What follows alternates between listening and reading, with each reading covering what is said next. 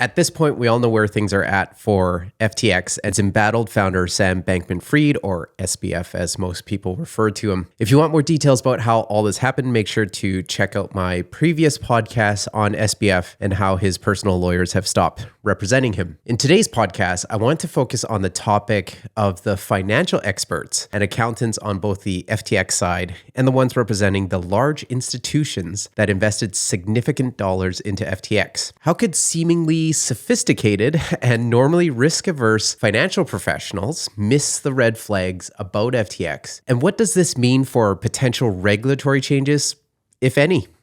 Welcome to This Professional Life, a podcast by Convos Media about trending topics related to all things in the professional services world, from lawyers to accountants and other business-to-business service providers. Hi everyone, I'm Chris and welcome to this episode where we shift our focus from SBF's legal situation onto the FTX situation and the financial professionals that have been seemingly non-existent in both the FTX camp and the large institutional camps that invested millions into the cryptocurrency exchange. Now, before we start this episode, please note that I'm not a lawyer or designated financial expert, and everything discussed on this podcast is just my opinion based on research I've compiled from various sources. So let's bring you up to speed on the FTX side of things and how things have unfolded over the last week. As the next step in the collapse of one of the biggest cryptocurrency exchanges in the world, newly appointed FTX CEO John Ray filed a declaration with the United States Bankruptcy Court for Delaware earlier on Thursday, November 17th. For those of you who don't know, Ray, previous to this role, assisted Enron in navigating its own bankruptcy. Enron, of course, was the massive energy derivatives and trading entity that collapsed overnight in December of 2001. It would soon be one of the largest scandals to hurt the financial markets in the United States. So suffice it to say, John Ray definitely has the level of understanding beyond most people when it comes to sifting through essentially a garbage dump fire. In a recent CNBC report, John Ray was quite blunt about the status of FTX and the actions of the former management team, calling it one of the worst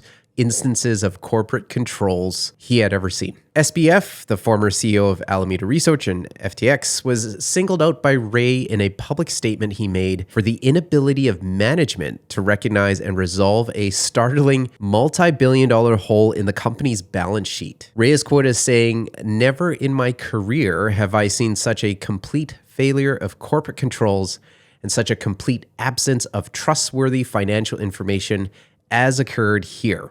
Yikes. And coming from someone who oversaw the $74 billion in shareholder losses during the Enron scandal. Ooh boy.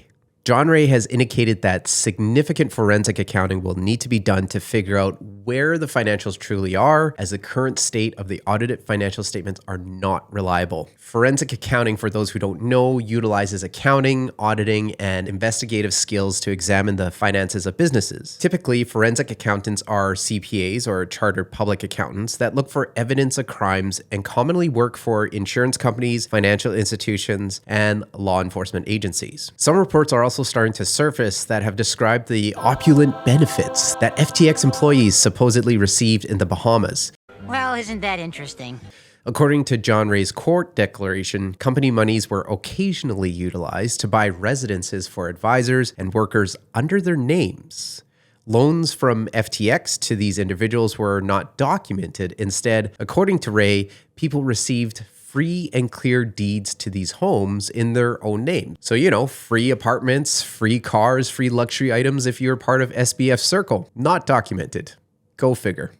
As reported by Semaphore, the Albany Resort was a secluded community that housed SBF and his employees. And as you can see in some of these photos here, the digs were not too shabby. It's a gated property that included a marina for mega yachts and had numerous equestrian trails for those who loved horses.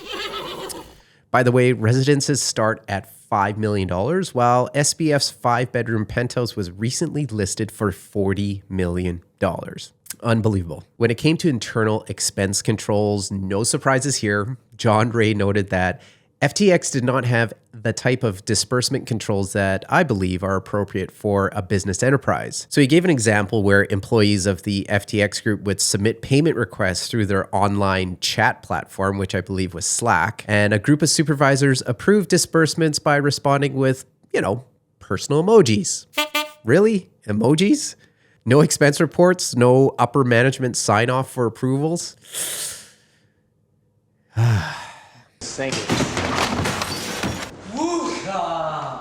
All this to say, the situation that is being uncovered is that FTX essentially had no accounting department. It was basically a free-for-all for the executives' employees to do however they saw fit to spend the billions of dollars in client funds. So what about external audits? What's interesting is that there seems to be all sorts of third-party auditors and companies that exist to verify client funds when it comes to cryptocurrencies and exchanges. As reported by the Wall Street Journal, when FTX faced a liquidity crunch, the auditor of this US unit seized the moment to promote its services for other crypto companies that were under the spotlight. Armanino LLP, the FTX US auditor, tweeted, of course they tweeted, "It's a great time to remember Armanino's LLP's specialized crypto assurance, referring to a product that verifies customer assets held by crypto firms. Armanino audited FTX last year amongst a significant amount of other crypto firms, who some have also collapsed. Interestingly enough, Binance, the biggest crypto exchange, said it is working on a so-called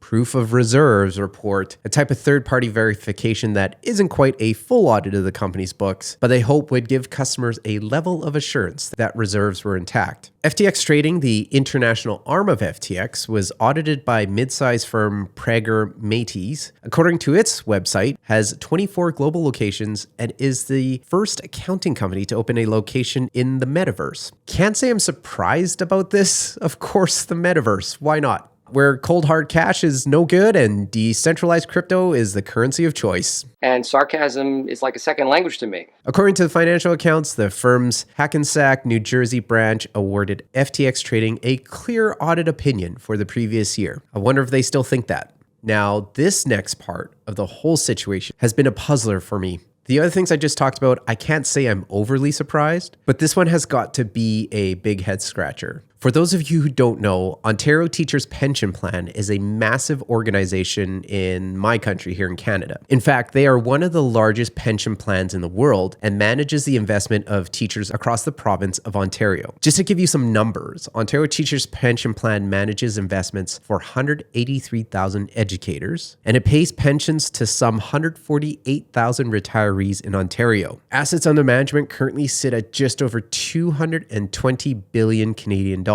I was a teacher many years ago, and I remember being in awe of the returns the Ontario Teachers Pension Plan would achieve versus the returns our local retirement fund provided. They still continue to this day to be a very well-run organization that's able to achieve significant returns to maintain its obligations to retired teachers. Here are some notable investments they've made, just in case you weren't quite convinced of their size and their prowess. Significant real estate holdings through its subsidiary that owns massive real estate entities such as Cadillac Fairview, properties including Toronto Dominion Centre, Toronto Eaton Centre, the Pacific Centre in Vancouver, the Rideau Centre in Ottawa, and White City Place in London, UK. So for the US viewers, these are very significant landmarks here in Canada, and they are massive and very high in asset value. Ontario Teachers also owns Camelot Group PLC, which holds an exclusive license to operate the UK National Lottery. From 2003 to 2012, the fund was the principal owner of Maple Leaf Sports and Entertainment, the parent organization of the Toronto Maple Leafs, Toronto Raptors, Toronto FC, and the Toronto football team, the Argonauts. The Ontario Teachers Pension Plan is no amateur when it comes to investing, and they're no slouch in the private equity world. Now, to be very clear, Ontario Teachers Pension Plan invested $75 million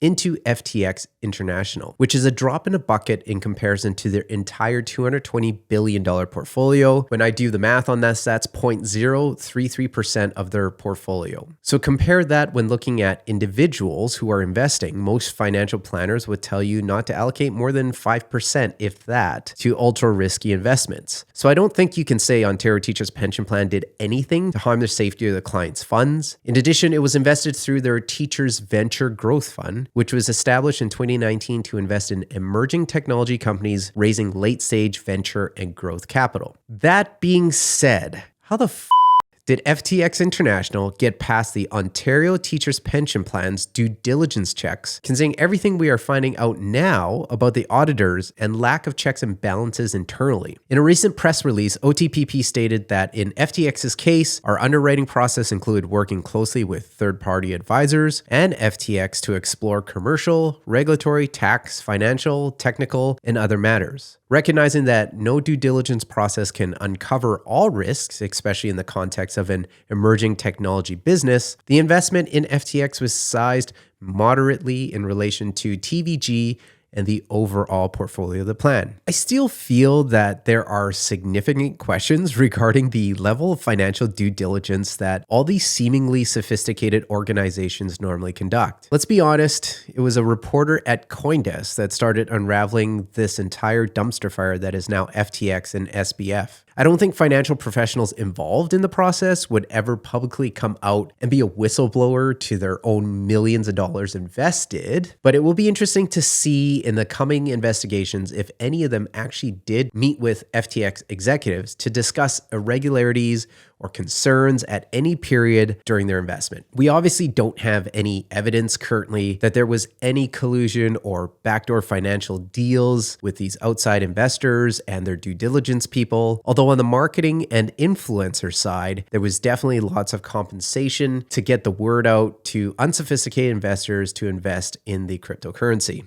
So is all this crypto hype doomed to failure? What happens to audits, and what are financial professionals supposed to do under regulatory requirements? Part of John Ray's initial discussions of FTX is that the audit's failure to examine the efficiency of the FTX company's internal controls is one of their biggest weaknesses that he has identified. A law implemented in the wake of the Enron scandal requires checks on accounting controls to be included in audits of the major and largely public traded businesses. However, no rule really has been implemented for private businesses like FTX, and therefore many of these private crypto companies are exempt from this obligation. And also the fact that the main FTX arm was operating out of the Bahamas without a lot of controls. What's interesting is that even various accounting regulatory bodies have recognized the need for more controls when it comes to cryptocurrency audits. The Institute of Chartered Accountants in England states right on their website that cryptocurrencies are still a bit of an unknown entity when it comes to audit and assurance in relation to what considerations auditors need to take when looking at cryptocurrencies. They say that although it has existed for more than a decade, cryptocurrency is still somewhat of a novelty. Any official guidance is almost non-existent. As a result, it can be extremely difficult to audit.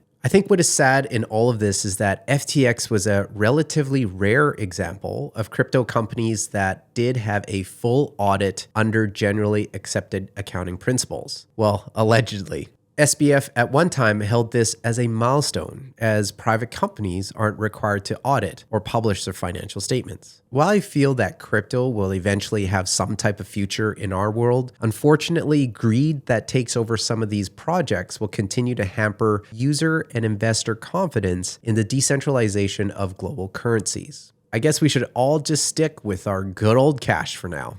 So the final takeaway is that I think one of the only positives out of the crypto world is the actual technology that these currencies are built on, which is the blockchain technology. When you look at the core of blockchain technology, it does allow outside auditors to access information in real time. So technically, data could be readily available for auditors to do a thorough review. That being said, there's a need for automation and analytics and some type of AI machine learning capability for auditors to obtain this audit evidence as the information is encrypted. This, of course, will lead to the need for new procedures to be developed to obtain audit information in totally new ways. Just like all traditional professional service industries, they are always the last to adopt new technologies. So it's no wonder that things like third-party audits and checks and balances are still behind in ensuring that the public is protected or at least given the best information before they invest in new opportunities. Thanks for joining me on this episode of This Professional Life. Make sure to hit the subscribe button on whatever platform you're listening from so that you get notified whenever we release a new episode. Also, if you're a professional looking for help to grow your practice, don't hesitate to reach out. I'd love to have a chat with you about how digital content can amplify your business development efforts. Take care. I'll catch you in the next episode.